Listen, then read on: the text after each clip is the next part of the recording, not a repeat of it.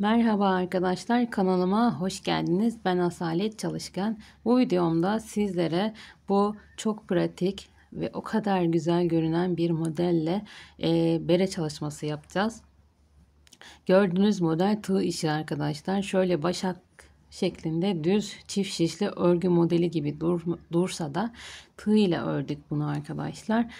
Şöyle sizlerle başladığım parçada burada, videoda sizlerle başlayacağız. Gerçekten şöyle bakın, hatta çift şişteki Selanik gibi esnek bir yapıda bir model. Ben berede kullandım ama eldiven, boyunluk, hırka, yelek istediğiniz modellerde kullanabilirsiniz. İlk kez işleme yaptım örgü üzerine. Bu arada arkadaşlar umarım beğenmişsinizdir. Bunun işlemelerin videosunu çekmedim ama eğer isterseniz yorum kısmında belirtirseniz en kısa zamanda çekmeye çalışacağım. Videoma başlamadan önce arkadaşlar, kanalıma abone değilseniz abone olursanız çok sevinirim. Beraber örmek istediğiniz arkadaşlarınızla da paylaşırsanız videomu ayrıca sevinirim. Şimdi eğer hazırsanız yapılışına başlayalım. Şöyle malzemelerimi göstereyim arkadaşlar. İkisi de farklı bir marka ama uzunlukları hemen hemen aynı. Bakın 110 metre bu. Bu da 100 metre. Yani arada bir 10 metre kadar bir fark var ama ben ikisini de yine aynı tığla öreceğim arkadaşlar. Aynı sayıyla başlayacağım.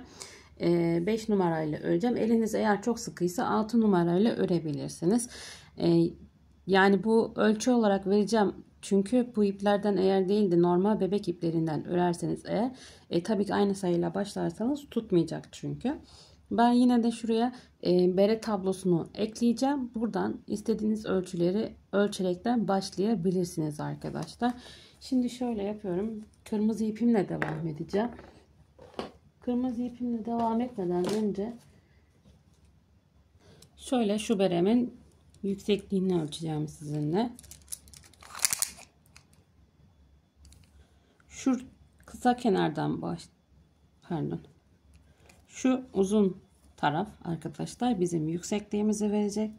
Burası toplamda benim şöyle açık hali 25 santim. Bunun şu kadarı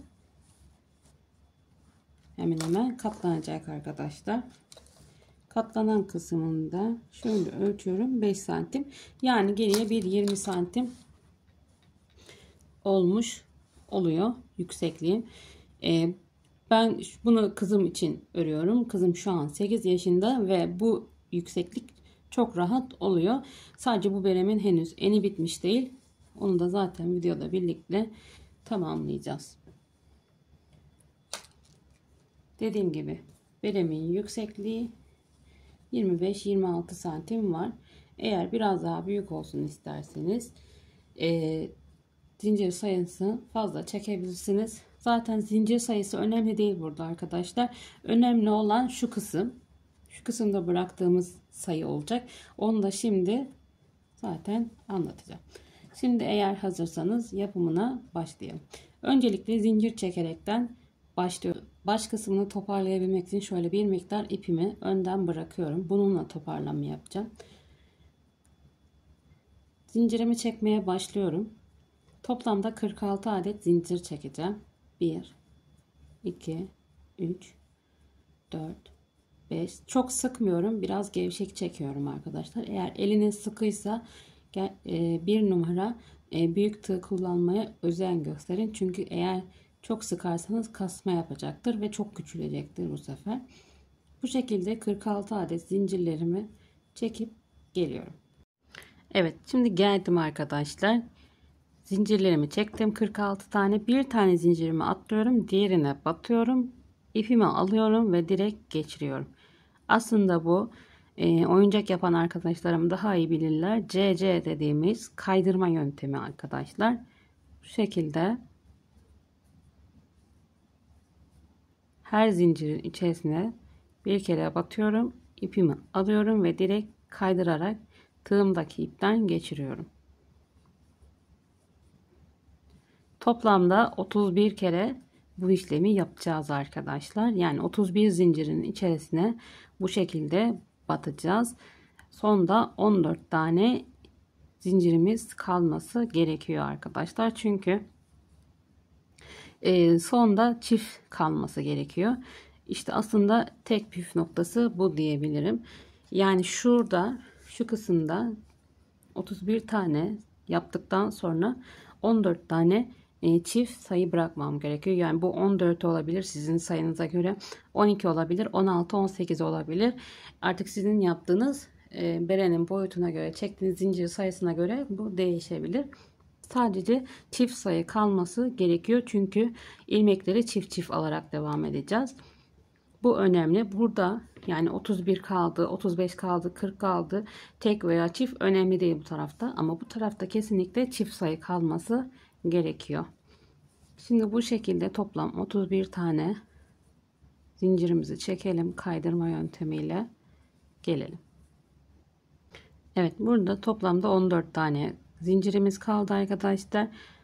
Şimdi bir tane zincir çekiyorum ve geriye dönüyorum. Bu aşamada şimdi sadece şöyle iki tane başak modeli gibi ilmeğimiz var, tepemiz var. Bunlardan dışta kalan kısma, sizde olan tarafa değil, dışta kalan kısma batıyorsunuz. Yine tekrar kaydırma işlemi yapıyorsunuz arkadaşlar. Sadece tek kanadını alıyorsunuz.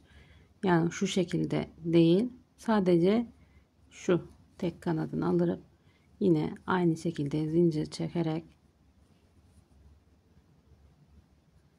devam ediyorsunuz.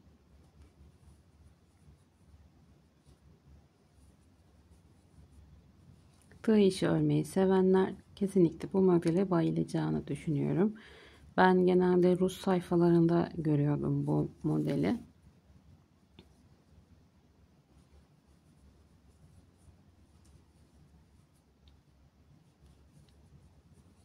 Sıra sonuna kadar gelelim. Evet, geldim. Şimdi bir zincir çekiyorum ve geriye doğru dönüyorum. Bu çektiğimiz zincire değil arkadaşlar. Şu en son yaptığımız zincirin içerisine batıyoruz. Yani dönüş için çektiğimiz zincire hiçbir zaman batmıyoruz. Şimdi yine bu şekilde kaydırma yöntemiyle şu kısma kadar gelelim arkadaşlar. Burada geri dönmeyeceğiz. Artık ilmek alarak devam edeceğiz. Oraya kadar gelip bekleyelim. Evet, geldim arkadaşlar. Şimdi şu son zincirime de batıyorum. Şimdi şurada bir altta yaptığım zincirin çıkıntısı var arkadaşlar. Ona batıyorum. Şu dönüş zincirimiz bu arkadaşlar. Bir önceki sıradaki dönüş zinciri. Ona batıyorum. Daha sonra sırada gelen zincirin içerisine batıyorum. İpimi alıyorum. İkisinden bir geçiriyorum. Daha sonra yandaki zincire batıyorum. Tekrar bir zincir işlemi yapıyorum ve bir zincir çekip dönüyorum. Şimdi iki tane zincirimizi eklemiş olduk. 31 taneydi. 33 tane kaydırmamız olmuş oldu. Bu şekilde sıra sonuna kadar dönüyorum. Sıra sonuna kadar dönüp bir zincir çekip tekrar dönüyoruz arkadaşlar.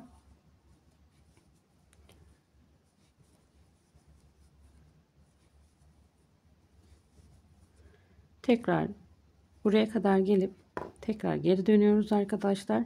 Burada yine bekleyelim, beraber iki ilmeğimizi ekleyelim. Evet, geldim sıra sonuna arkadaşlar. Son zincirime batıyorum yine ve alttaki dönüş yaptığım zincirin şu halkasına batıyorum. Sıradaki zincire batıyorum. Kaydırmamı yapıyorum. Bir tane daha ekliyorum. İki tane yine eklemiş olduk. 33 taneydi. 35 tane zincirimiz oldu. Tekrar geri döndüm ve hepsine kaydırma yapıyorum. Bu şekilde yine aşağıya kadar gideceğiz. Tekrar yukarıya çıkacağız arkadaşlar ve yine iki tane ilmeğimizi ekleyeceğiz. Yine böyle gelelim, geri dönelim. Burada sonraki iki ilmeğimizi yine beraber ekleyelim. Ondan önce şöyle göstermek istiyorum. Bakın arkadaşlar, sanki şişle düz örgü örüyormuşuz gibi çok güzel bir görüntü oluyor. Hem de tığla. Şiş örgüsü bilmeyen veya sevmeyen arkadaşlarım varsa kesinlikle bu yöntemi denemelisiniz. Ben şiş örgüsünü çok örmeyi sevmiyorum açıkçası. Görüntü olarak gerçekten çok güzel oluyor ama bileğimde bir sıkıntım var, fıtık var. O yüzden dolayı şişte daha da zorlanıyorum nedense. Ondan da olabilir. Çok tercih etmiyorum ama şiş örgüsü görüntü olarak her zaman daha güzel oluyor. Bu da yani gerçekten tam bir düz örgü görüntüsü.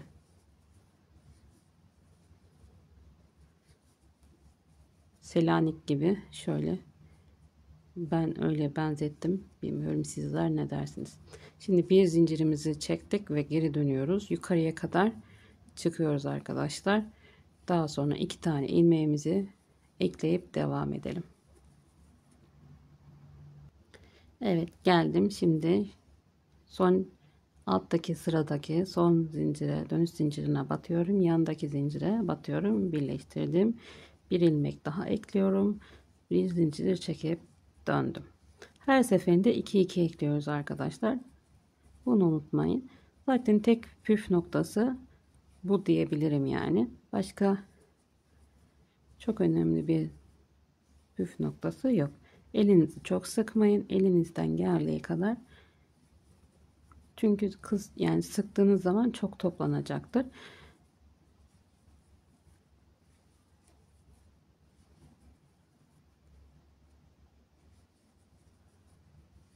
Başta söylemeyi unuttum. Ekrana yazı olarak eklerim. Yani ilk çektiğimiz şu zinciri mesela ben ölçü olarak 25 santim verdim. Sizler onu 25 değil de yani 28 santim falan olacak şekilde çekin. Çünkü bu modelde örünce çekme toplama işlemi yapıyor. Yani kısalabiliyor. Yani ben bunu başlangıçta en aşağı 28 santim çekiyorum zinciri ki geriye bana 25 santim en azından kalsın diye. Çünkü gerçekten bu model şöyle yaptığımız için çekme yapabiliyor. Şimdi arkadaşlar aşağıya kadar geldim zaten. Tekrardan yukarıya kadar çıkacağım. Dönüp yine 2 tane ilmeğimizi ekleyeceğiz. Bu şekilde her seferinde 2 tane ekleyerekten 2, 4, 6, 8 tane kalmış zaten arkadaşlar. Her seferinde 2 2 ekleyerekten şu kısma kadar geleceğiz. Yani toplamda başlangıçta çektiğimiz 45 tane zincirimizi tekrar elde edeceğiz arkadaşlar. Bu aşamada ben tekrar döneceğim. Burada 2 ilmek ekleyeceğim. Artık videoyu çok sıkmamak için o kısmı göstermeyeceğim. Nasıl eklediğimizi şu kısma batıyoruz. Sonraki ilmeğe batıyoruz. Birlikte işliyoruz. Sonraki ilmeğe batıyoruz. Kaydırarak devam ediyoruz. Şimdi 45 tane ilmeğimi tamamını işleyip geliyorum. Evet, geldim. Son 2 tane ilmek kaldı. Onları da birleştireceğim şimdi arkadaşlar ve tekrardan 45 tane ilmeğimiz olmuş olacak. Bir zincir çekip dönüyorum. Aynı işlemi devam ediyorum. Şimdi bir parçamız bitmiş oldu arkadaşlar. Parçamız derken ipimizi kesmiyoruz. Bir şapka beremizin bir dilimi bitmiş oldu. Bu şekilde yine aşağıya kadar iniyoruz arkadaşlar. Şu kısma kadar geliyoruz. Şimdi geldik arkadaşlar sıramızın sonuna. Bir zinciri çekip geriye dönüyorum. Yine toplamda bu aşamada 31 tane kaydırma yapıyoruz.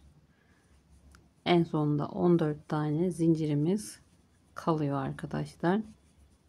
Aynı işlemleri yani tekrarlayacağız. Şimdi 31'e tamamlayın bu kısmı, hemen geliyorum. Evet, tamamladım. Yine 14 tane burada ilmeğimiz kaldı. Bu kısımda tekrar bir zincir çekiyorum ve ikinci dilimimi başlamış oldum. Tekrar aşağı doğru kaydırma yaparak mevcut ilmeklerimizi örüyoruz. Ve tekrar yukarıya çıkıyoruz arkadaşlar. Artık yani ilk kısımda yaptığımız işlemleri şapkamızı istediğimiz genişliğe gelene kadar devam etmemiz gerekiyor. Şimdi bu kısımda tekrar aşağı ineceğim. Tekrar yukarıya çıkıp burada yine 2 tane ilmeğimizi ekleyeceğiz. Şimdi ilk 2 ilmeğimizi birlikte işleyip devam edelim. Evet, şimdi bir alt sırada yaptığımız dönüş zincirine batıyorum. Sıradaki ilmeğin tek kanadını yine alıyorum. Birleştirdim. Tek kanadını alıyorum. İkinciyi birleştirdim. Bir zincir çekip dönüyorum. Yine tek kanadına batarak aşağı doğru ilerliyoruz. Bu şekilde artık 2 ekleyerek de yine bir dilim daha bitireceğiz arkadaşlar. Yine aşağı iniyoruz. Yukarı çıkınca 2 ekliyoruz. Aşağı iniyoruz. Yukarı çıkınca 2 ekleyip tekrardan 45 tane zincir olana kadar devam ediyoruz. Bu şekilde şu dilimden arkadaşlar toplamda ben şimdi burada bir dilimim eksik. Onu da sizinle beraber tamamlarım diye bu beremi böyle bıraktım. Şöyle bir görüntümüz oluyor arkadaşlar. Bakın 1, 2, 3, 4, 5, 6. dilimi de bu beremle tamamlayacağım. Şimdi şu yukarı kısımdayım.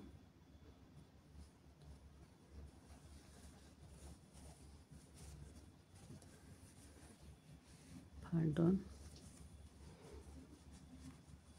Yukarı kısımdayım arkadaşlar. Tek kanadına batarak da aşağı ineceğim. Tekrar yeni bir dilime başlayacağım. 6. dilimim olacak. Bence yeterli ölçüde oluyor arkadaşlar ama dediğim gibi zaten başta verdiğim tablodan sizler ölçerek de santim olarak devam edebilirsiniz. Yani bir yetişkin baş çevresi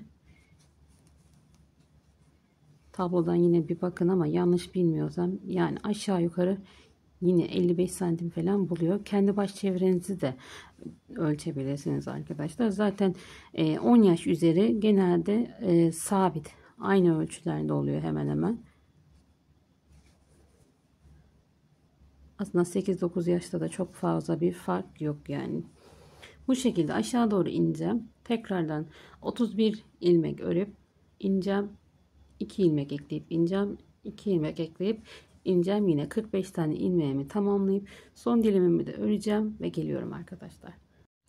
Evet, şimdi geldim arkadaşlar. Benim burası ön yüzüm olacak. Çünkü şöyle işleme yaptığım yer katladığım zaman öne gelecek arkadaşlar.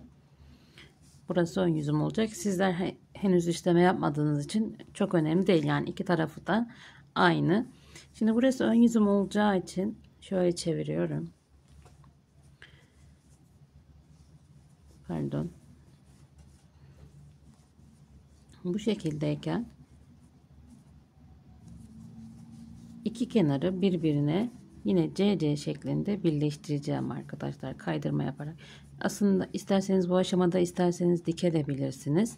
İsterseniz benim gibi örerek birleştirebilirsiniz. Şimdi karşıya geçtim. İpimi bastırdım. İpimi aldım ve geçirdim. Bir tane zincir çekiyorum. Şimdi karşılıklı ilmekleri birbirlerine tek kanatlarını alarak yapıyorum, yine birleştiriyorum. Zaten burası başladığımız yerde zincirin tek kanadı kalmıştı.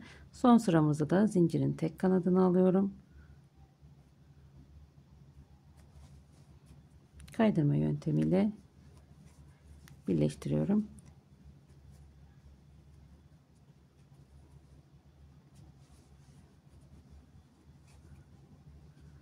İsterseniz bu şekilde yapabilirsiniz arkadaşlar. İsterseniz de iğne ile dikebilirsiniz. Şu şekilde. Burayı ön yüz olarak da kullanabilirsiniz. Bakın yine aynı şekilde duruyor. Çünkü çok da bir işlem olmuyor. Şimdi bütün zincirlerimi birleştireceğim arkadaşlar. Ta ki şu uç noktaya kadar birleştirip geliyorum.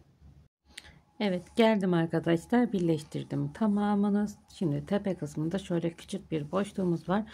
Onu da şu tepedeki çıkıntılı yerlerden şu şekilde bataraktan başta bıraktığımız uzun ipi iğneme taktım. Böyle baştaki o dediğim çıkıntılardan geçiriyorum. Tamamından böyle dolayacağım. Doladım, geldim, ortasını sıktım ve bakın tamamen kapandı. Şimdi burada birkaç kere şöyle karşılıklı bataraktan isterseniz pekiştirebilirsiniz. Sıkıca kapatıp düğümümüzü atıyoruz. Evet, Tepe kısmını da diktik arkadaşlar, birleştirdim. Şimdi örgümü çevirdim. Şimdi şu kısmını böyle katlıyorum ve berem hazır arkadaşlar. Bir sonraki beremde şu kısmı dikerek yapmaya deneyeceğim. Sanki dikerek yaptığımızda daha güzel olacak gibi düşünüyorum. Oldukça kullanışlı, sert kalıplı bir bere oldu arkadaşlar. Bunu göz önünde bulundurun. Uzun yıllar kullanabileceğinizi düşünüyorum. E, Gerçekten benim çok hoşuma giden bir modeldi. Sizlerle paylaştığım için mutluyum. Bu videom buraya kadardı arkadaşlar. Başka istediğiniz kolay pratik tarifleri varsa bana yorum kısmından yazarsanız sizlerle paylaşırım. Elimden geldiği kadar bu kış sizlere çok fazla video çekmeye çalışacağım. Her hafta düzenli olarak bir veya iki video çekeceğim arkadaşlar. Bir sonraki videomuz eldiven veya boyunluk olacak arkadaşlar. Dediğim gibi kışa güzel bir hazırlık yapalım. Tam kış gelmeden bütün ürünlerimizi örelim inşallah. Çok güzel bir model oldu. Umarım beğenmişsinizdir. İşlemeler de arkadaşlar, ben işleme konusunda çok iyi değilim. Biraz acemice oldular ama yine de hoşuma gitti. Pinterest'te vesaire böyle videolar var. Onlardan bakarak yaptım ama eğer isterseniz onlar için de küçük videolar dahi olsa çekmeye çalışırım. Yorum kısmında belirtebilirsiniz. Bu videom buraya kadardı. Sonuna kadar izlediğiniz için teşekkür ederim. Bir sonraki videoda görüşmek üzere. Videomu beğenip kanalıma abone olmayı unutmayın lütfen. Sizlerin hoşunuza gittiyse, başka örmesini istediğiniz, hoşunuza giden arkadaşlarınıza da gönder, paylaş kısmından paylaşırsanız çok sevinirim. Kendinize iyi bakın. Görüşmek üzere. Hoşça kalın.